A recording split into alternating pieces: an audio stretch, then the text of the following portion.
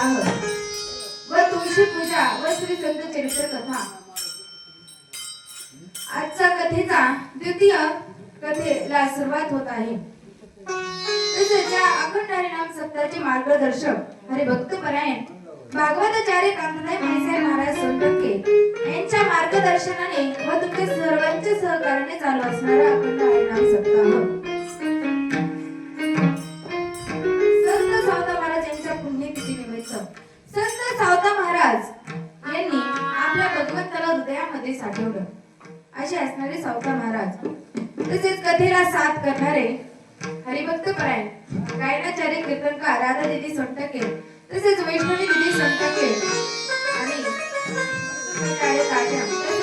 गुरुवारी माईसाहेब आणि कथेला उपस्थित सर्व भाविक भक्त सर्वांचे चरणी नतमस्तक होते आणि माझ्या कथेला सुरुवात करते. काल आपण संत सावता महाराज व संत जनाबाई यांची कथा पाहिली.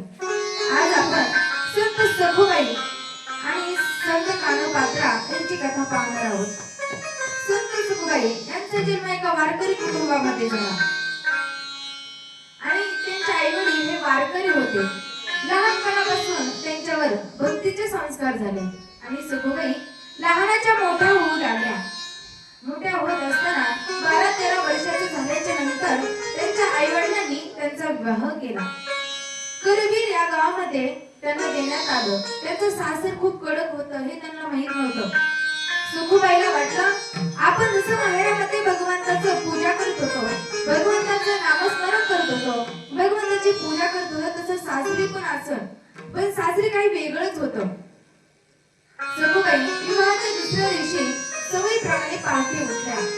उठल्याच्या नंतर भगवंताची पूजा करू लागल्या. तुळशीला पाणी घातलं, देवपूजा केल्याच्या नंतर त्या भगवंताचं नामस्मरण करू लागल्या.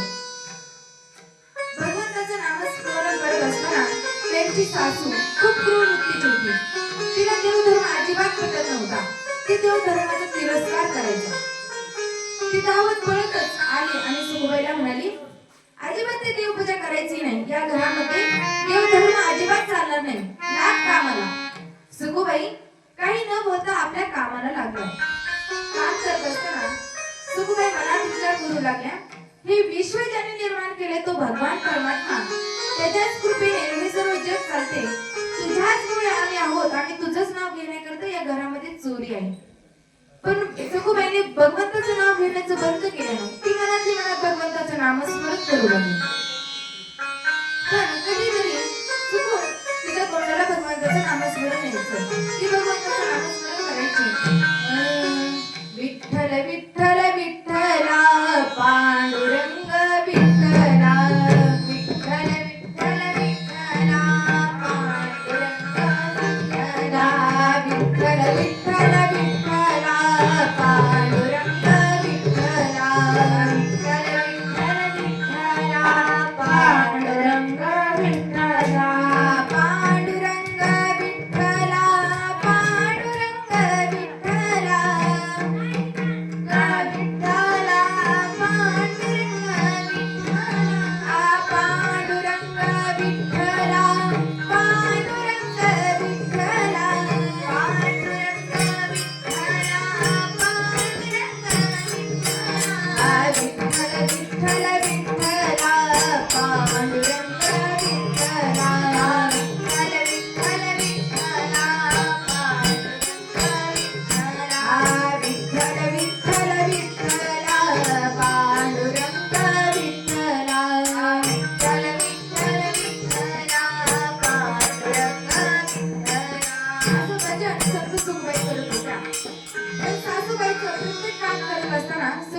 लक्ष होतं.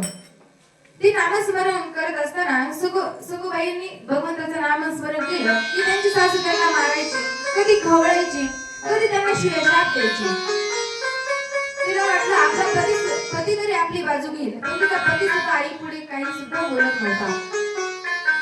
असे बरेच दिवस निघून गेले आणि ते देवाच्या मूर्ती पुढे बसायच्या आणि रडू लागायच्या आणि म्हणायच्या, भगवंता माझं या घरामध्ये माझं बाजू घेणारं कोणी सुद्धा नाही. पण तिचा देवावरचा विश्वास सुटला नाही. उलट तिची भक्ती वाढू लागली. जसा तिचा छळ वाढू लागला तशी तिची भक्ती सुद्धा वाढू लागली. आणि असे बरेच दिवस गेले. रोज सखूबाईला कधी तिची सासू तिला मारायची तर कधी खवळायची, कधी शिवाय शाप द्यायची. असे बरेच दिवस निघून गेले आणि बघता बघता आषाढ महिना आला आणि सर्व वारकरी आषाढी वारीला पंढरीला जाऊ लागले. प्रत्येक वारकरी आपल्या गावातून पंढरपूरला त्या भगवंताला भेटण्यासाठी जात होता. कारण ते संतांचं माहेर हे पंढरपूर आहे आणि संतांचं माहेर हे पंढरपूर आहे म्हणून सर्व संत पंढरीला जातात आणि तो विठ्ठू माऊली आपली माय आणि बाप आहे म्हणून संत वर्णन करतात. माझे माहेर पंढरी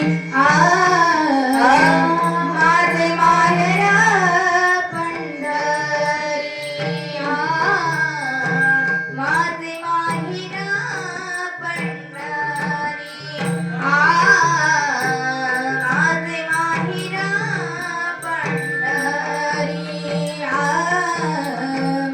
माझे माहेर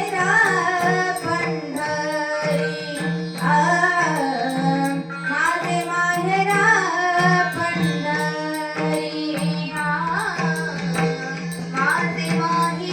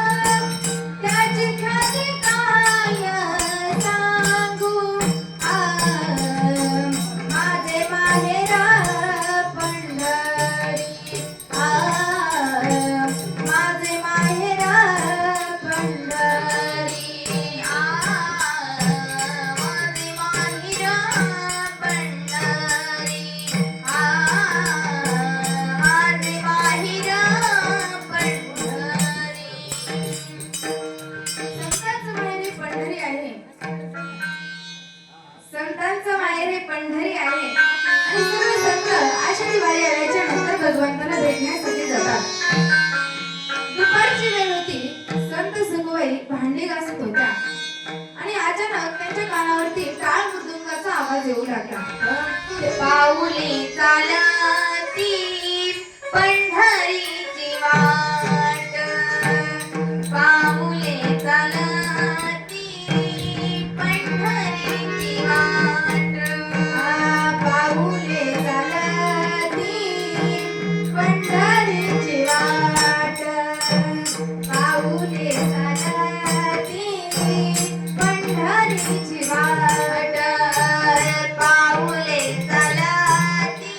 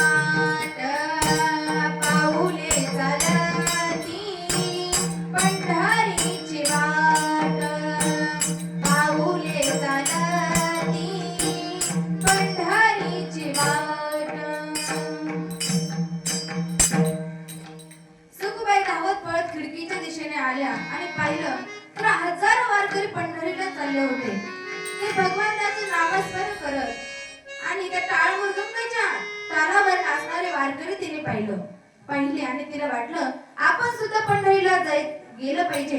एकदा तरी त्या पंढरीशी पांडुरंग परमात्म्याचं आपण दर्शन घेतलं पाहिजे. एकदा तरी त्या चंद्रभागेमध्ये स्नान केलं पाहिजे असं तिला वाटत होतं.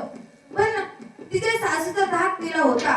त्यामुळे ती कशी तरी भीत सासूकडे गेली आणि सासूला म्हणाली, सासूबाई मला एकदा तरी वारीला जाऊन द्या. असं म्हटल्याच्या नंतर ती सखूबाईची सासू खूप क्रूर वृत्तीची होती.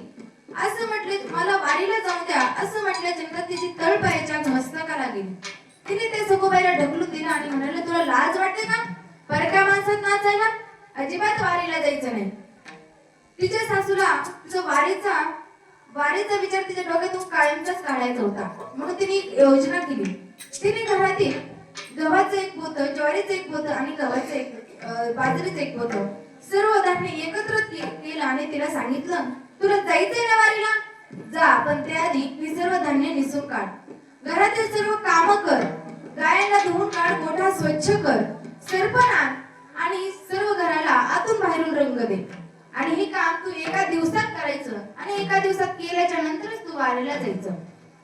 आता तो एवढा मोठा कामाचा डोंगर एका दिवसात शक्य होणं नव्हतं, पण ते सखूबाईने ते शक्य करून दाखवलं. एखाद्या सामान्य बाईनं त्या कामापुढे केव्हाच हात मारली असती, पण त्या सखूबाई होत्या. रात्र झाली आणि कामाला लागल्या. त्या धान्याच्या ढिगाऱ्यावरती बसल्या आणि धान्य निसू लागल्या. त्यांचे हात भर चालू लागले, जसं काही पांडुरंग त्यांच्या सोबत त्यांना धान्य निसू लागत आहे. आणि सूर्योदय झाला. सूर्योदयापूर्वीच ते सखूबाईंचा सर्व ढिगारा निसून झाल्याच्या नंतर त्यांनी सर्व धान्य पोत्यामध्ये भरून ठेवलं.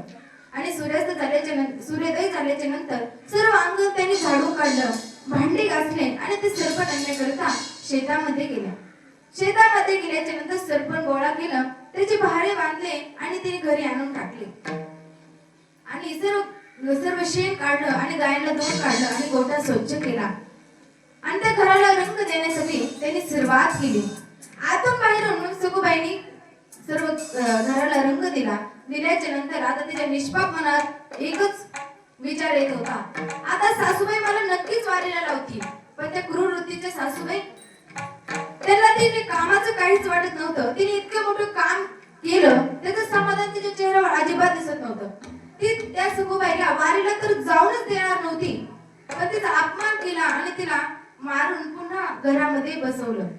आता सखूबाई फक्त रडतच होत्या. सखूबाई पांडुरंगाच्या मूर्तीपुढे बसल्या आणि म्हणाल्या, मी किती अभागी आहे भगवंता, मी तुझ्या वारीला येऊ शकत नाही. माझी इच्छा असूनही मी पंढरपूरला तुझं दर्शनासाठी येऊ शकत नाही. मी किती अभागी आहे. तिने इतकं मोठं काम केलं, अशक्य काम तिने शक्य करून दाखवलं. पण तिच्या सासूला त्या कामाचं काहीच वाटत नव्हतं. ती वारीला जाऊ नये त्यामुळे तिने दुसरी योजना केली. तिने एका बंद खोलीमध्ये सखूबाईला बांधून ठेवलं आणि सखूबाई ओरडू लागली, मला सोडा, मला ते पंढरीला जायचं आहे, मला ते वारकऱ्यांमध्ये जायचं आहे, मला पंढरीशी पांडुरंग परमात्म्याचं दर्शन घ्यायचं आहे, मला सोडा. पण त्या सासूने त्या बंद खोलीमध्ये संत सखूबाईला बांधून ठेवलं. आणि दुसऱ्या दिवशी त्या गावामधून वारी पंढरीला जाणार होती. आणि सर्व वारकरी दुसऱ्या दिवशी निघाल्याच्या नंतर सखूबाईच्या कानावरती तो टाळ मृदुंगाचा आवाज येऊ लागला. आणि तो आवाज जसा जसा दूर जात होता तशी तिची आस पंढरीकडे जाण्यासाठी वाढली होती. ती भगवंताचा धावा करू लागली, अरे भगवंता, मी तुझी खरी भक्त नाही का रे? तू लगेच भक्तीच्या हाकेला धावून येतोस, मग तू आज काय येणार? भगवंताचा धावा करू लागली, विठ्ठला, मी किती अभागी आहेस रे, तुझं दर्शनाला मी येऊ शकत नाही. किती माझ्या वाट्याला किती मोठं दुःख आहे असं ती देवाला सांगू लागली. एक वेळ करी या दुःखावे गाणी, एक वेळ करी या दुःखावे गाणी, एक वेळ करी या दुःखावे गाणी, एक वेळ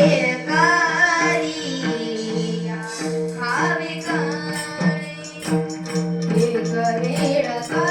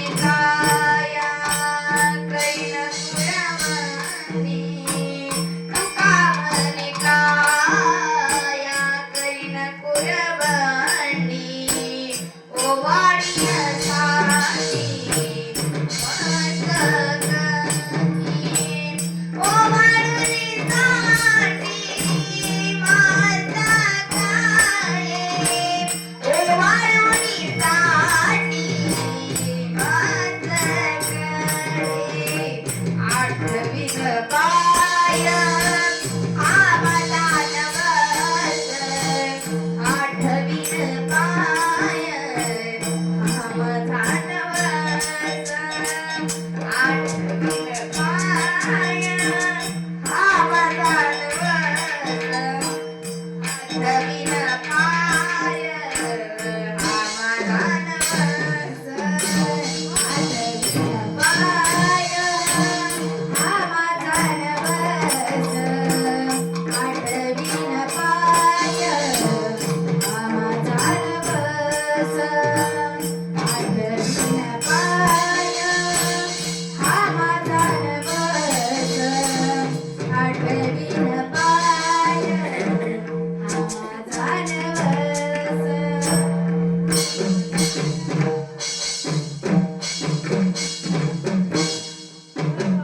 वाह क्या बात आहे टाळ्या जोरदार संत सुखबाई विठ्ठलाचा धावा करू लागली आणि प्रत्यक्ष पांडुरंग सुखबाईचं रूप धारण करून तिच्या पुढे उभा राहिला आणि सुखबाईला म्हणाला जा तुला जायचं आहे ना त्या लाडक्या लढीवाळ पांडुरंगाला भेटायला तुझा वारकरी आणखी जवळच असतील. संत सुखबाई ते सुखबाईचं दर्शन घेऊन वारीमध्ये सामील झाल्या आणि तिच्या मनात आता कोणताच धाक नव्हता. ती फक्त विठ्ठलाचं नामस्मरण करत वारीमध्ये सामील झाली. आता इकडे दुसरा दिवस उजाडला. सुखबाईंची सासू सकाळी सकाळी उठली आणि ती काठी घेऊनच त्या बंदी खोलीमध्ये आली. आज ती ज्या सखूला मारणार होती ती सखू प्रत्यक्ष पांडुरंग परमात्म्याला मारणार होती. आजी ज्या सुखबाईला ती शिव्या देणार होती तो त्या पांडुरंगाला ती शिव्या देणार होती. आज जिला ज्या सुखबाईला ती खवळणार होती तो पांडुरंग होता. आणि त्या ठिकाणी ती काठी घेऊन त्या बंद खोलीमध्ये आली. आल्याच्या नंतर तो दरवाजा उघडला आणि सखूबाईच्या चेहऱ्याकडे पाहिलं. 2 दिवस उपाशी असून सुद्धा तिच्या चेहऱ्यावरती आज वेगळंच तेज दिसत होतं. तिने सखूबाईला सोडलं आणि त्या सखूबाईला म्हणाली बघ तुझा काळा विठ्ठल आला का तुला सोडण्यासाठी. असं म्हटल्याच्या नंतर ती म्हणाली लाग कामाला सर्व घरातील कामे कर. तो देवरूपी सखू कामाला लागली.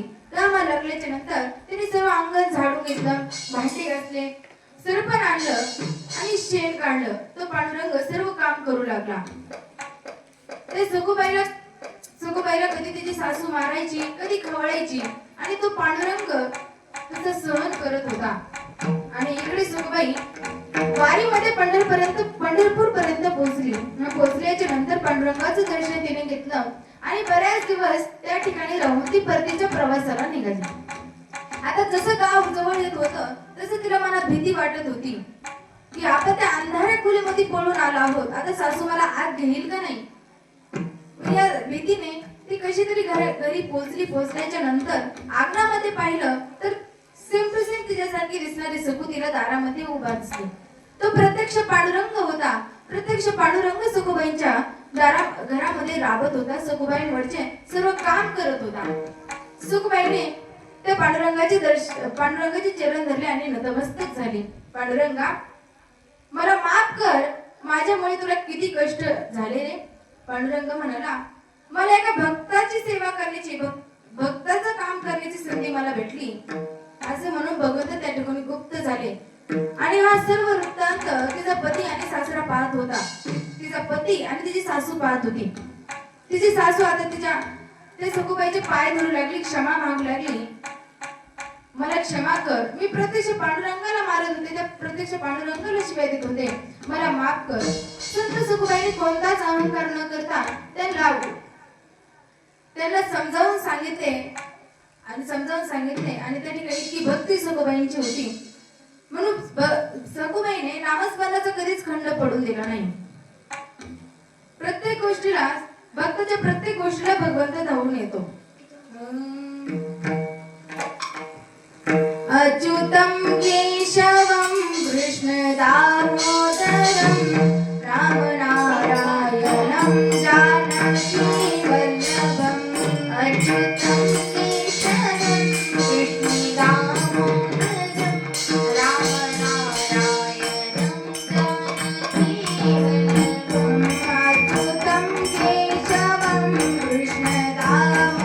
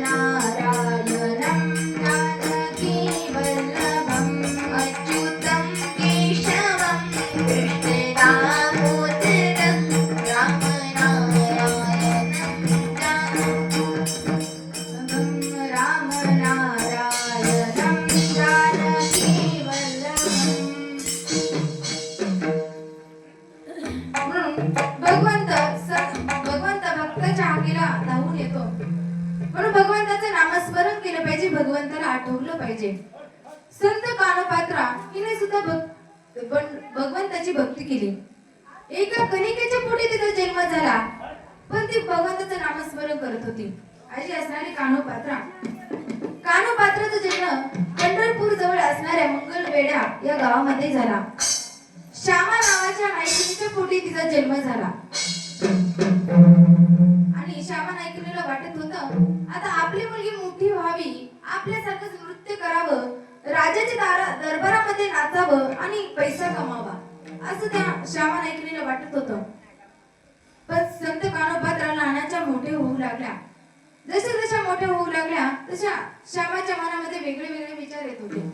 ती मोठी झाल्याच्या नंतर तिच्या शिक्षणाची व्यवस्था केली. कोणतं शिक्षण? तर नृत्य, नाच गाण्याचं शिक्षण तिला सुरुवात केली. शिक्षणाची सुरुवात केली. पण कानोपात्रा ते शिक्षणाचं अजिबात मनावर घेत नसे. ते फक्त भगवंताचं नामस्मरण करत होत्या. कानोपात्राला वाटत होतं आपल्या कानोपात्राने मोठं व्हावं, चांगलं नृत्य करावं, पैसा कमावा आणि एका राजाच्या मुलाशी विवाह करावा, असं तिला वाटत होतं. पण कानोपात्रा त्यांना सांगायच्या मला लग्न करायचं नाही, मला विवाह करायचा नाही, मला फक्त भगवंताची भक्ती करायची आहे. आणि कानोपात्रा ह्या दिसायला सुंदर होत्या. ते स्वर्गातल्या अप्सरेसारखं रूप त्यांना भगवंताने दिलेलं होतं. आता त्यांची सुंदरतेची वार्ता सर्वत्र पसरू लागली. ही वार्ता मंगळवेढा या गावाच्या अध्यक्षाला कळाली. सदाशिव गुजर हा त्या मंगळवेढ्याचा अध्यक्ष होता. त्याला ही वार्ता कळली आणि तो कानोपात्रेला पाहण्यासाठी आला. आल्याच्या नंतर तो श्यामा नायकिनीला म्हणाला मला तुझ्या मुलीला माझ्यासमोर नाचायला, नृत्य करायला लाव. पण कानोपात्रा काही नृत्य करायला तयार होणे नाही. पण श्यामा नायकिनीने कशी तरी समजूत घालून तिला सदाशिव गुजरच्या पुढे उभं केलं. उभं केल्याच्या नंतर ते सदाशिव गुजरची तिने नजर पाहिली. ती त्याची नजर वाईट नजर पाहून ती त्याला म्हणाली अशा नीच माणसा समोर मी नाचणार नाही.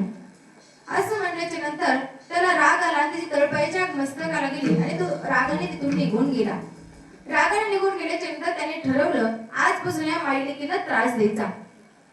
सर्व गावामध्ये दळवंडी पेटवली की कोणी सुद्धा यांच्या घरी जायचं नाही. ते नृत्य, त्यांचं नाच गाणं अजिबात ऐकायचं नाही आणि बघायचंही नाही. बघता बघता आता श्यामा नायकिनीच्या घरची आर्थिक परिस्थिती डगमगू लागली. ती त्याला क्षमा मागण्याकरता गेली. गेल्याच्या नंतर तो म्हणाला मी तुला 3 दिवसाचा वेळ देतो. त्या 3 दिवसामध्ये तुझी मुलगी कानोपात्रा तिला माझ्या समोर नृत्य करायला लाव. श्यामा नायकिनी घरी आली. घरी आल्याच्या नंतर कानोपात्रेला ही सगळी वार्ता कळाली. वार्ता कळल्याच्या नंतर ती फक्त भगवंताचं नामस्मरण करू लागली. 2 दिवस निघून गेली. 3रा दिवस, तो शेवटचा दिवस, शेवटची रात्र. त्याच रात्री कानोपात्रा रात्रभर जागे राहून भगवंताचं नामस्मरण करू लागल्या. आणि पाठीच्या वेळी त्यांच्या कानावरती टाळ मृदुंगाचा आवाज येऊ लागला. वारकरी भजन म्हणतायत त्याचा आवाज कानोपात्र्यांच्या कानावरती येऊ लागला. कानोपात्रेला वाटलं आता हीच वेळ आहे इथून निष्ठून जाण्याची. पण निष्ठून कसं जाणार? कारण की तेवढा सैनिकांचा ताबा त्या माणसाने त्यांच्या घरावरती ठेवला होता. तिने एका दासीचं रूप धारण केलं, फाटके कपडे घातले आणि दासीचं रूप धारण करून त्या वारकऱ्यांमध्ये ती सामील झाली आणि ती पंढरपूरला गेली. आता ती त्याच ठिकाणी राहू लागली. पंढरीशी पांडुरंग परमात्म्याचं त्यांनी दर्शन घेतलं आणि सांगितलं देवा आता मी तुझ्या आश्रयाखाली आहे, आता तूच माझं रक्षण कर. माझं सर्व आयुष्य मी तुझ्या चरणावरती वाहत आहे आणि मी शेवटचा श्वास घेईल तर त्या पंढरपूरमध्येच घेईल. आणि ती पंढरपूरमध्ये राहू लागली. रोज भगवंताचं दर्शन करू लागली, भगवंताचं भजन गाऊ लागली आणि ती भगवंतासमोर नृत्य करायची, भजन करायची. त्या भजनाचा आवाज, तिचा गोड आवाज ऐकण्यासाठी लांबून लोक वारकरी तिचं भजन ऐकण्याकरता येत होते. ती कानोपात्रा आहे हे कुणालाच माहित नव्हतं. पण एका माणसाला माहित झालं. माहित झाल्याच्या नंतर ती वार्ता त्याने बादशाहाला सांगितली. बादशाने हुकूम दिला जा ते कानोपात्रेला इकडे आणा. सैनिक मंदिरामध्ये गेले आणि कानोपात्रा भजन करत होत्या. ते कानोपात्रेला म्हणाले बादशाचा हुकूम आहे, तुला आमच्या सोबत यावेच लागेल आणि तू नाही आली तर आम्हाला जबरदस्तीने तुला न्यावे लागेल. त्यावेळेस कानोपात्रा म्हणाल्या, मी तुमच्या सोबत येते, पण शेवटचं दर्शन मला त्या पांडुरंगाचं घेऊन द्या.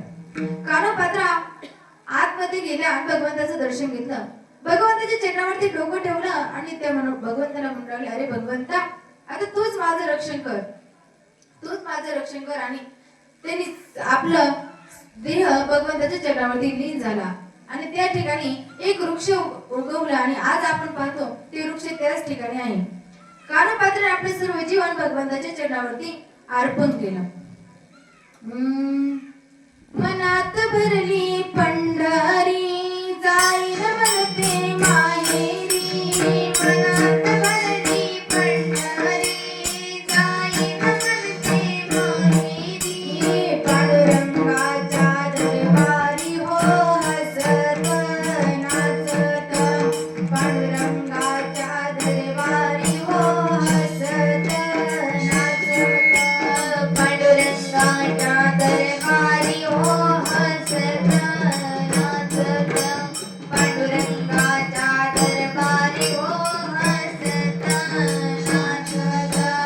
डोळ्यात भरला तुकोबा, मनात भरला ज्ञानोबा, मुखात भरला विठोबा हो हसत नाचत. मुखात भरला विठोबा हो हसत नाचत. मुखात भरला विठोबा हो हसत नाचत. मुखात भरला विठोबा हो हसत नाचत. आपण सगळे जाऊया गोपाळपूर पाहूया. हरीच्या लाया खाऊया रे हसत नाचत.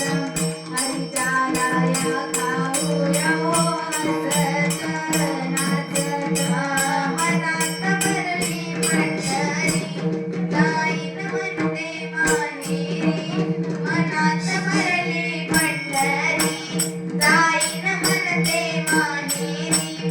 पांडुरंगाच्या दरबारी हो हसत नाचत. पांडुरंगाच्या दरबारी हो हसत नाचत.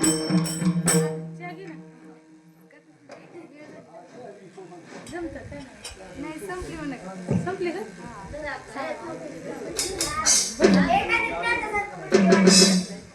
हे बंद कर ना.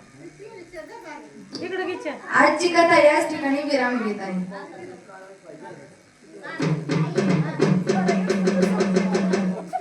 खेळला नको सुरत कथा संपली. हे बंद कर.